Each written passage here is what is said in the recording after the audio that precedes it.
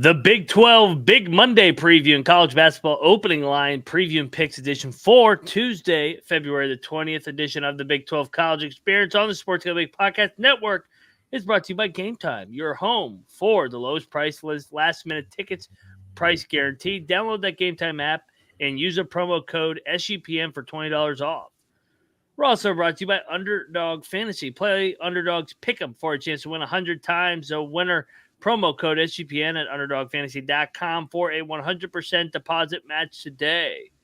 And we're brought to you by the Hall of Fame Bets, the sports betting research platform for parlays, props, and game lines. Download the Hall of Fame Bets app or visit HOFBets.com and use that code SGPN to get 50% off your first month and start making smarter bets today.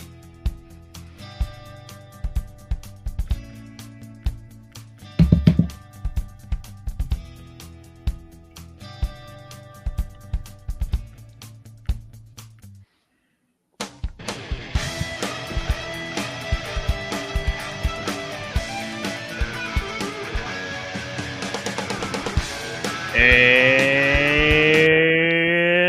welcome, everybody, to the Big 12 College Experience, part of the Sports Gambling Podcast Network. It's choking up. It's Monday, February 19th. Happy President's Day for those that are not working today. So you're at home ready to fucking fire on some games. Big 12's got 2 showcase games tonight. We got 3 more on the schedule tomorrow and 1 on Wednesday. But if you're wondering who you're listening to, I am Moneyline Mac, a.k.a. the former video coordinator for Bob Huggins and Frank Martin. And joining me on the Big 12 College Experience, well, you guys know him. He's a walking contradiction because he was born in Provo, Utah. He's got family names Iowa, and he lives in Morgantown, West Virginia. Co-host of the Ryan and Rush Show. Subscribe. He is Rambling Rush. Rush, another great weekend in the Big 12. Another great weekend. I got a little cute on Friday. Brought up the Christmas Story reference because I did a good old triple dog, triple lock. And, well, just like the movie, I got my tongue stuck on the pole. At least got one of them. Like I said, the easiest play, Oklahoma State beating BYU. But, well, Texas Tech and, well, the school behind me didn't do too great. So, hey, it happens. It's part of the fun, but life goes on. We're still overall doing really well. So, hey, I'm excited for the game tonight. Houston, Iowa State, going to be a good one. And Texas K-State. So a double. I don't like that they're playing them at the same fucking time. Get this ACC bullshit out of here. Just make a Big 12 doubleheader on Monday. Nobody wants to watch the fucking ACC. I'd rather have the Mountain West on. Academic Coast Conference about to be. Yeah. Enjoy fucking Stanford and Cal. But hey, third man in the box. You guys know him as a 6-time Zen champion, the meat smoker, the green mowing, weed growing, Big 12 guru, Troy Chewning. Your Baylor Bears are playing well, unfortunately, at our expense. Well, luckily, it's not just West Virginia's expense. True. Looking back, they really should have at least pushed that Kansas game to overtime, and maybe they would have gotten it. But again, just another game that seemed like a lot of ticky-tack calls, keeping the flow of the game from ever actually getting somewhere that was. I mean, it was still cool to watch as a Baylor fan because they were making their threes. But if they weren't shooting quite as well, I bet they would have liked it a little bit more flowy than just, stopping all the time, kind of like that Iowa State game. But yeah, there's already hockey on TV. Well, I was celebrating a goal here right before we went live. Who's playing right Matthews.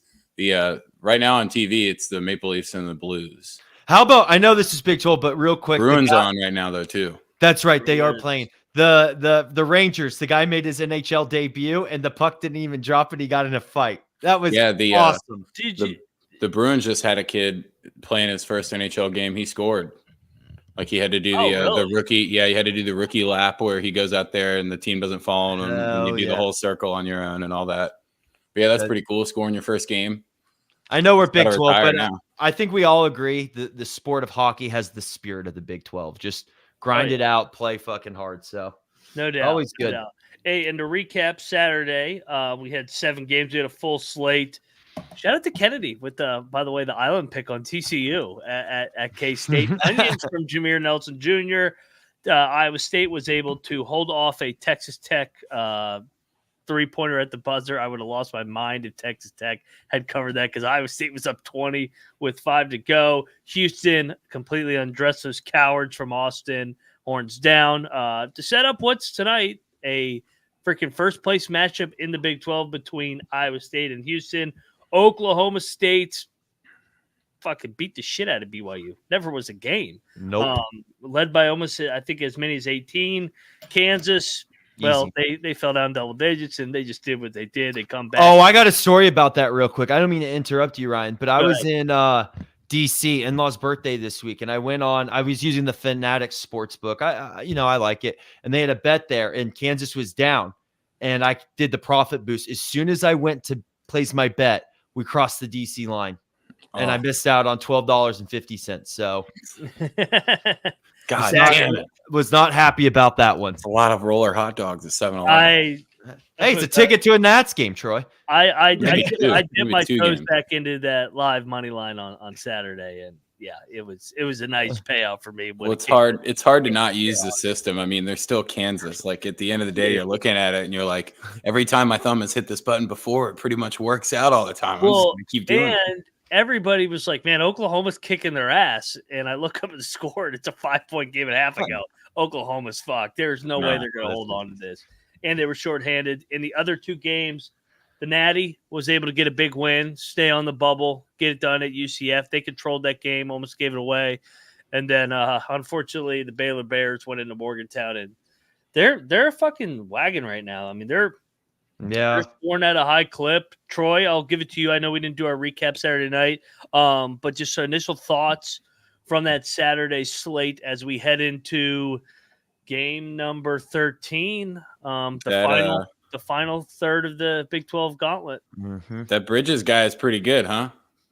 He's all right. They have really good. They have other really good players. Well, for sure, but and he's definitely a character. Like you can tell that he's maybe got some kind of a personality that could, not on a great team, might make it seem like he's a little bit selfish or something like that. But everybody's just playing good right now. And it really just comes down to the whole, if you're actually going to rotate the way that Baylor always has on defense when they're good, all the offense is going to come so much easier. Just, you don't even have to think about it. You just execute whatever plays you're supposed to run.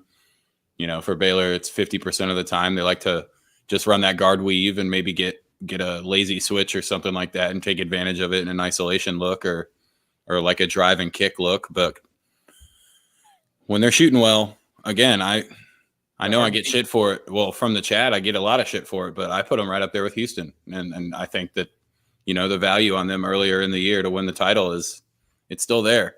So you would probably have to look for like an Iowa State slip up, like need them to beat Houston and then slip up later, but there's still a chance. So, Rush, thoughts? Yeah, Troy, aren't you happy that I ended up not picking Baylor to start this season? The glue factory went to the football team, not the basketball team. So, but no, hey, I actually think that's a really good point. Baylor, just the way they're shooting, the way they're playing against a Houston defense, that will be a fun game, especially when there's something on the line. Big 12 tournament. Occasionally these conference teams meet up in March Madness, but we're getting to the last part of the season. We're starting to see which teams are rising. Honestly, shout out. I don't like it. I know you have my intro as I have family in Ames, Iowa, which I do, man. But I hate when Iowa State's doing well because then I get my uncle is chirping at me, and it's like, you know what? I get he was a professor there. It's there's worse teams that could be doing well, but oh man, they're I've been completely wrong about them all season. They are phenomenal. They are a great basketball team. I'm curious how tonight's going to go. I know we'll get to the game here in a second, and I think I'm leaning more towards a Houston smash spot. But, man, you never know with this Iowa State team. Everyone kind of just keeps writing them off. They run kind of go under the radar and just do Iowa State things. And the next thing you know, you're like, oh, shit, they might win the conference. So good for them. I don't like it, but good for them. They are kind of like Houston when they play at home. Yeah. Let's let's do a quick tier check. I like it. Let's do some tiers. I think tier 1's got 4 teams. Mm-hmm. Houston, Iowa State, Baylor, and Kansas. I think those are the top 4 teams that are head and shoulder. You could argue Kansas maybe shouldn't be in it. but they're just always going to be in it just because they always find ways to win. Do you guys have any pushback or want to add any teams to that tier 1? I think those are by far the 4 best teams that are suited for March. And I think in any other conference, it wouldn't even be a debate about Kansas being in the top tier. Yeah. The only issue is every team grinds you here. So, you don't get some they're not bottom of the barrel ACC teams aren't beating the top tier teams on a regular basis. Whereas in the Big 12, that's an occurrence that happens almost every week. Yeah. Mm-hmm. Agreed. Tier 2, what would you think? I think we got Texas Tech, TCU, BYU. Do we throw Oklahoma and Texas in there? Do we consider these 5 teams NCAA tournament teams that are those 5 teams are going to get in the tournament? And you probably have to make tier 2 the rest of the tournament. Yeah, I think that's the tier that if they got the right matchup, maybe they could get to the Sweet 16. Maybe even the Elite 8 if it's a really soft region. But they're not winning anything big in March. They're probably around a 32 or around a 64 team, those 5 teams. Texas Tech, TCU, BYU, Oklahoma, and Texas. I wish Cincinnati was doing better, man. I was going to say, you really want to argue to put them there. Cincinnati was going to be in a whole tier by themselves, to be honest. They really are. They're the bubble tier. Yeah. They're the bubble tier. Because I think realistically, because as we know, it's not the best 68 teams, right? There's automatic, and then the NCAA does what they do, and they don't want to overload one conference or another. But I think realistically, Cincinnati should be that 11 seed playing game. They got to turn it on a little bit to get there. They need a big win. That's what they need a big win. But if you look at the grand scheme of things, and if you were to do it right, they're that 11 seed playing game, which is kind of that magical spot. They're going to have chances. They go to TCU. They go to Houston. They got to get one of those. If they somehow wanted Houston, they're in the dance. Because they don't have any bad losses. Their worst loss, I think, is Xavier, and Xavier is not horrible. They also have chances. Who comes to them? They have Kansas State and West Virginia at home. Those aren't going to move the needle. Oklahoma. So they have the three of the 4 worst teams at home coming down the stretch. And got to win those. They got to win those, and then they got to win one of those road games. Maybe show up a little bit in the Big 12. Get 2 wins there. Yeah. So hopefully Cincinnati can get it done. I'm pulling for them. I agree, but they're a tier by themselves. That's just the bubble. That was my next tier, and then I was gonna have the NIT tier, where I think we got K-State and UCF. I think those are the NIT teams, and then the dump West Virginia and Oklahoma State. Mm-hmm. Yeah, I would agree with that. I think that the resume is the only thing. I mean, obviously that's the important part when we're talking about the tournament. But if you're just looking at talent of teams within the conference, if you can get a matchup and a win or something like that, I do think you could argue Cincy is at the bottom of that second tier. But being in a third tier on your own is basically the same thing. So yeah, it'll be interesting. Can't wait. So we'll dive into Big Monday that tips off here in a couple hours on the other side. But first, we got to talk about Game Time. Game Time is a perfect place to buy tickets to your favorite events, and it shouldn't be stressful. Comedy, sports, theaters, all near you. Flash deal, last minute tickets, lowest price guaranteed. Game Time has everything, and they got you can see where the hell you're sitting over at Game Time. Stop planning in advance. This shit's overrated. Deals, last minute tickets, lowest price guaranteed. Get exclusive flash deals as well. They got all the sports: football, basketball, baseball, wrestling, baseball. I think I said baseball twice. So get on over there. It's baseball season. Well, it is a long season, so you might as well. It is a long season. And snag those tickets without stress with Game Time. Download the Game Time app, create an account, use that code SGPN for $20 off for your first purchase. Terms apply. Again, create an account, redeem code SGPN for $20 off. Download the Game Time app. Last minute tickets, lowest price guaranteed. And we're brought to you by Underdog Fantasy. Underdog is a way to play alongside your favorite fantasy players all season long. NBA, NHL, college hoops. Simply pick higher or lower on the spicy payouts. Troy, you've been killing it over there with these games. What do we got cooked up here for Big Monday over on Underdog Pick'em for tonight? We're going kind of chalky tonight. We're going higher on both LJ Cryer and Dylan Dessou's points. They have LJ Cryer at 13.5. I think that one is a pretty easy lean into the higher. And they have Dylan Dessou at 17.5. And as we discuss this K-State Texas game, you'll probably hear more as to why I think that 17.5 is also going to go higher. So those two together tonight, hopefully get a nice 3-1. I like it. I'll ride that one with you and get over there and use that code TCESGPN with the sign-up code. Underdog will double your first deposit up to $100. Underdog Fantasy promo code TCESGPN. All righty, we are back on the Big 12 college experience, and we're going to lead it off. We'll go to the ESPN, and then we'll go to the ESPN 2 game after. Both games going on in the great state of Texas. Iowa State is headed to H-Town, Houston. This game is for first place in the Big 12. Both teams sitting at 9-3 overall. Houston's won 3 in a row. They've won 8 out of 9. Iowa State, on the other hand, has won 4 in a row, 7 out of 8. These two teams played on Tuesday, January the 9th. Their first Big 12 road game it was for Houston.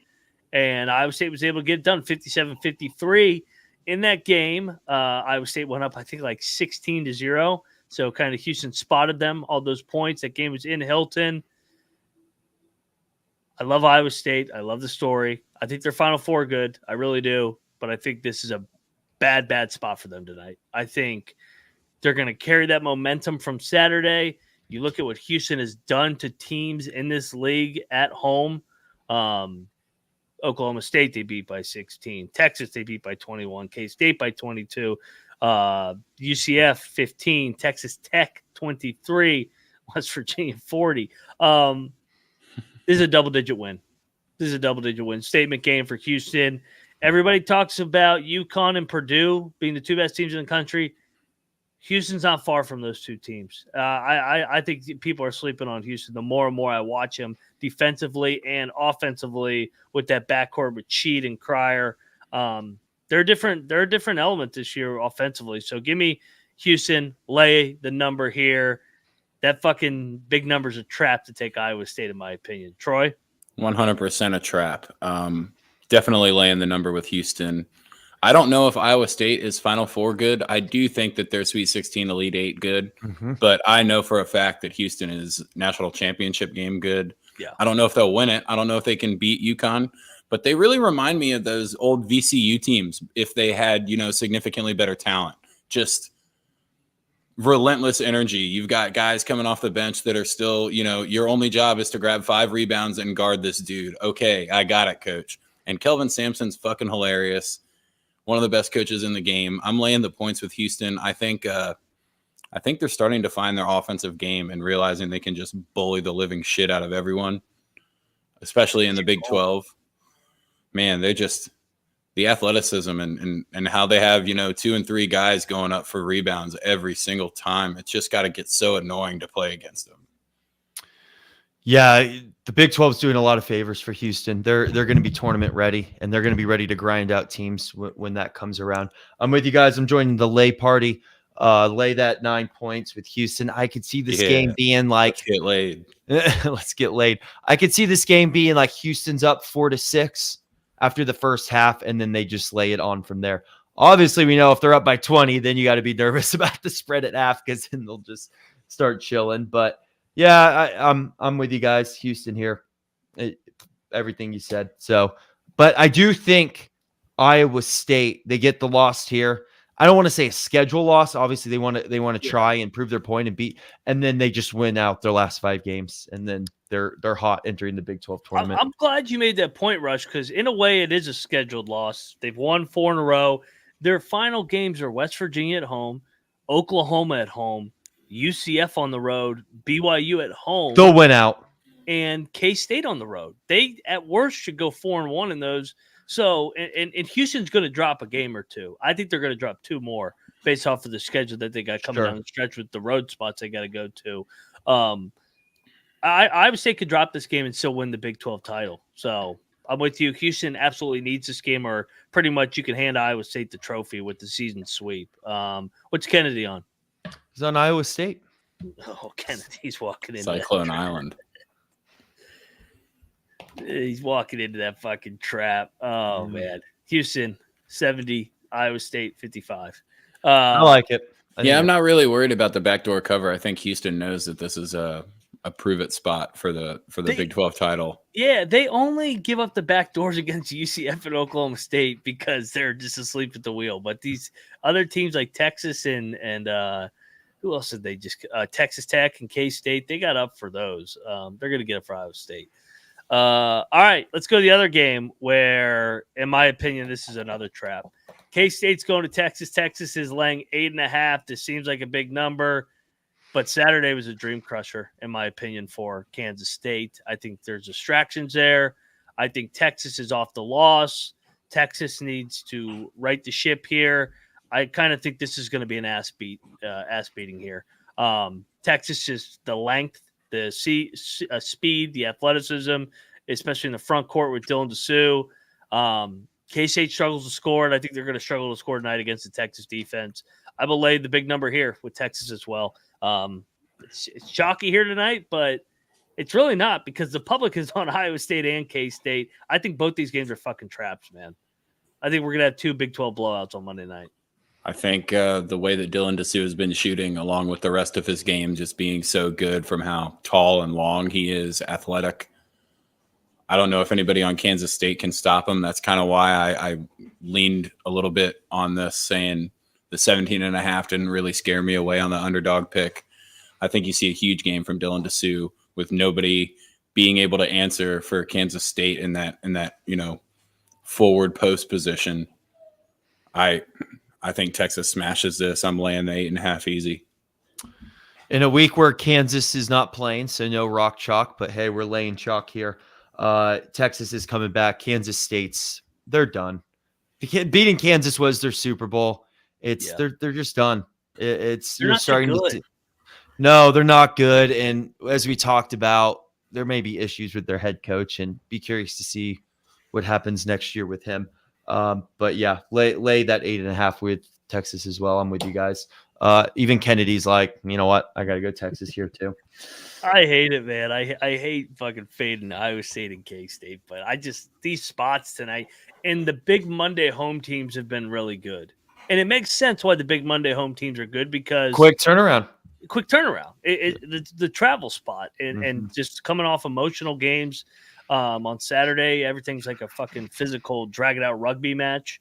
And compared to Houston gets to stay at home. They don't even have to travel. At least Texas is coming from Houston, although that's very limited travel. But just the fresher legs, fresher bodies here. All three of us lockstep on the Texas two-step here tonight. Lay the points as Houston and Texas. All righty, before we go over to Tuesday, we got to talk about Hall of Fame bets. Win bigger by betting smarter this NFL or NBA season with Hall of Fame bets, a sports betting research platform for parlays, props, game lines, research all NBA and soccer with historical data. Enter any parlay into the Optimizer revolutionary parlay tool. Stop betting in the dark and join over 30,000 users researching with Hall of Fame bets to craft a more intelligent, data-driven parlay. Download the Hall of Fame bets app or visit hofbets.com. Code SUPN to get 50% off your first month and start making smarter bets today. All righty.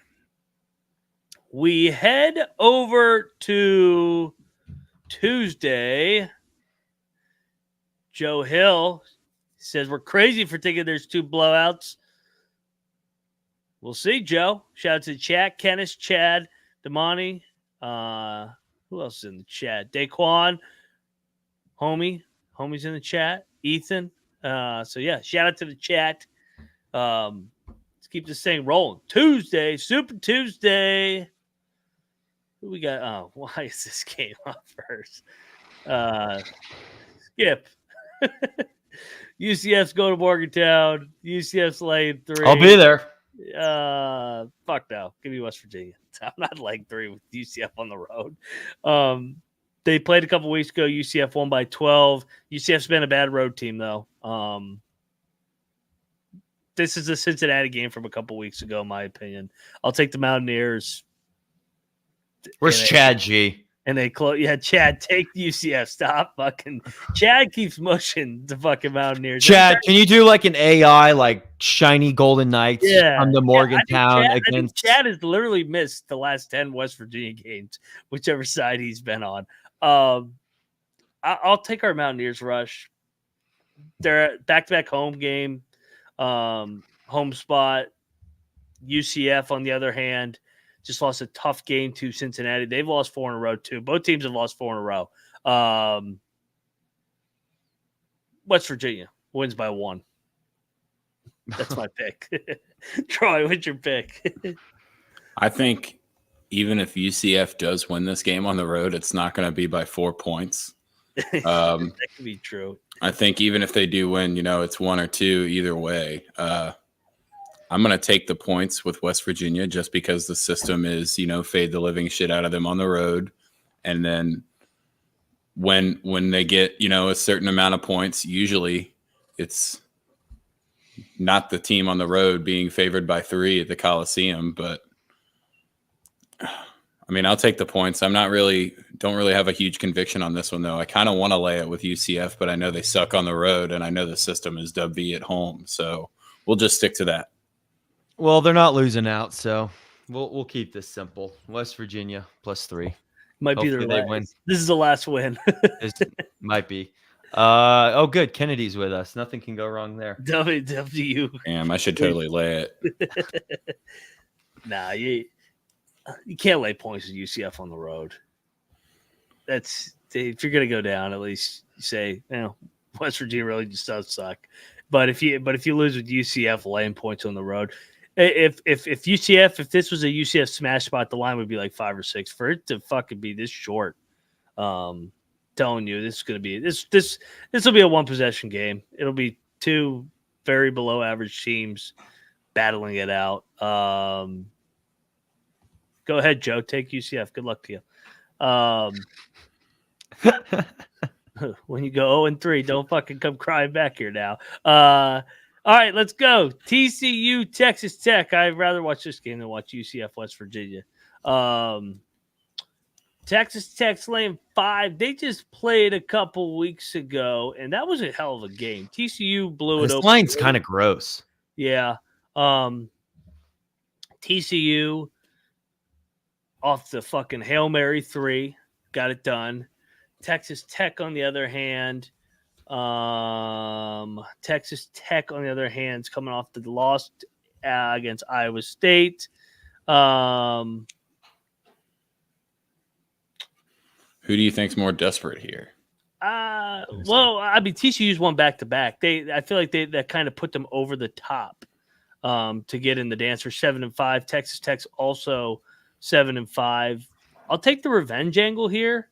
I'll take Texas Tech at home. I'm just gonna lean to the home team here. I think Texas Tech blows it open late. So give me the Red Raiders. How about you, Troy? Yeah, I think the reason why I was asking that is I think Texas Tech is 100% more desperate, and I think they need this win to give themselves, a better seeding position here coming towards March. And TCU doesn't have the rubber court. Yeah. And the K-State TCU games, you can always handicap TCU winning on the road because it's still, a purple court. They still kind of feel like they're on the rubber. This one will be a little different. I think the weird shit happens in Lubbock. I do think you could be right on like a 4 or 5 point game the whole time, and then 8 or 9 points at the end of the game to make it like 14 or 13 in Tech's favor. But I do think Tech covers this. I'm going to lay the points. Joining you guys laying the points as well. Texas Tech is desperate, obviously coming off losing their last 2. They do pretty well at home. They need this one. We're pretty sure they should make the tournament, no problem. But you need to for that to happen, you need to get these games. The 5 doesn't scare me. It does feel a little weird. I guess 5's kind of right on. I guess it doesn't stay. It's right there. TCU. Coming off that Kansas State win, they did what they needed to do. So I'll go Texas Tech -5. Join the lay party again. And speaking of laid, oh wow, Kennedy's going Fort Worth again. There you go. He knows the area quite well. just He was like on Saturday. TCU Island last week. I like it. All right, so I'm looking forward to this one, Rush. We got Baylor going to BYU. What is it? The altercation? Yep. This was a hell of a game, the first game in Waco.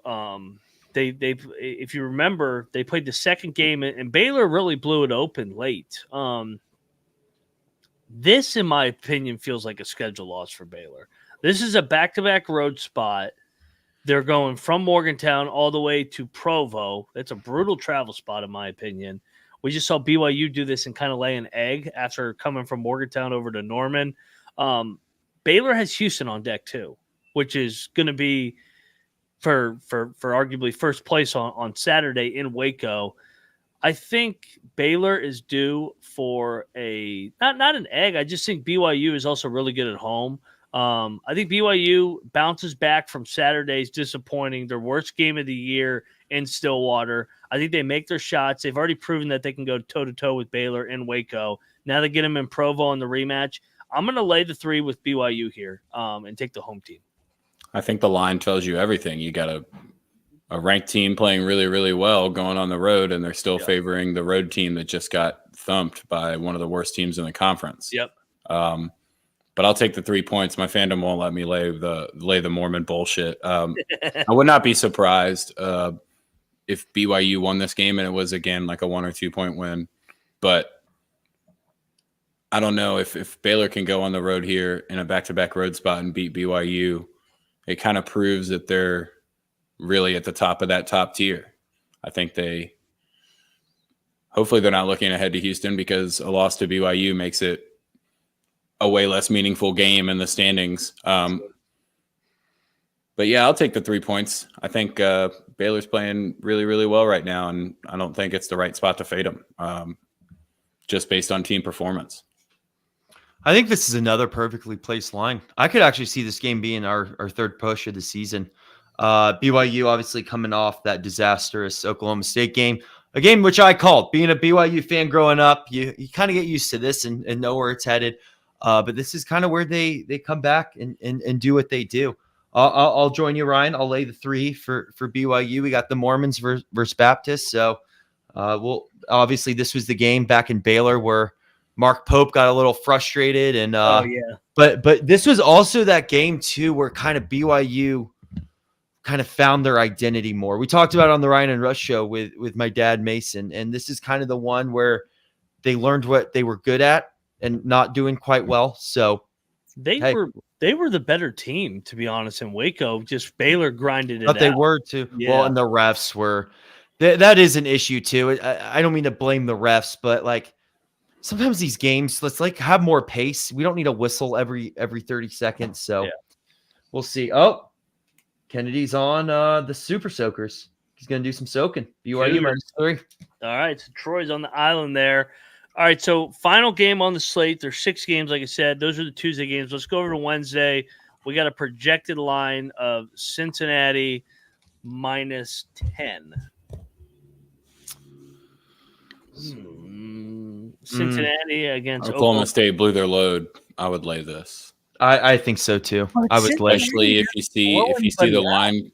Yeah, I know, but if you see the line come out at like 8.5, you got to lay it. 10 is kind of the perfect number. Anything less than 10, lay it. Anything more. The Cowboys. I think the Cowboys actually I think that they're actually playing for Mike right now. You kind of just interesting. Oklahoma State has actually been respectable over the last couple weeks. I was going to say, Elliot, this is just a Ken Palm projection line, but they're usually pretty close. Yeah, Ken Palm has it actually at 11. Bartorvik has it at 9, so I just split the difference. And I'm gonna land on Oklahoma State here to lose by 6 or 7. Cincinnati doesn't blow teams out, and on the other side, Oklahoma State last couple games beat K-State. Only lost to Houston by 15 on the road. That's actually definitely looking way better. Almost 15 to Houston is like 4 or 5 to anybody else but UConn. I know. They should have won in Norman. They were right there to fucking steal fucking Bedlam, and then they beat BYU. Mike's got his team playing better. I'll take the points. I think Elliot's right on it. When the lines come out, if you see, 10.5, I'm taking Oklahoma State. If you see 9.5 or lower, I'm taking Cincy. And especially if you see like a 7.5 or an 8.5, I'm definitely taking Cincy. It might be worth it to alt this one all the way down to like 4.5, though, in Cincinnati's favor. If you would rather sweat out the team that should win trying to cover versus the team that's playing hot, but we know they're not really, even middle of the pack in the Big 12, I don't think. Even if they play their best, they're a 500 Big 12 team. I think Cincinnati just needs a couple of these. They do need specifically like they need a game where they do cover at home, even if it's like an 8.5 or a 9.5 number. They, like you said, they haven't done that. They could really use a resume builder. Not that Oklahoma State's a high ranked team, but defend your home court and make it look kind of simple instead of grinding out a 4-point win. But we know that's what Cincinnati does. I don't know why I'm convinced to lay the points. Maybe the Skyline Chili. Yeah, we talked about it earlier on the show, and Troy, you just alluded to it, is Cincinnati has these home games that aren't against great teams in the Big 12, and obviously they need to win them, but they need to win them pretty convincingly and then get one of those road games as well to find themselves in the tournament. I agree with you guys. I'm in that kind of in-between state. If it's 10 or less, take Cincinnati. If it's 10.5 or more, I'll take Oklahoma State. So we'll see when that line comes out.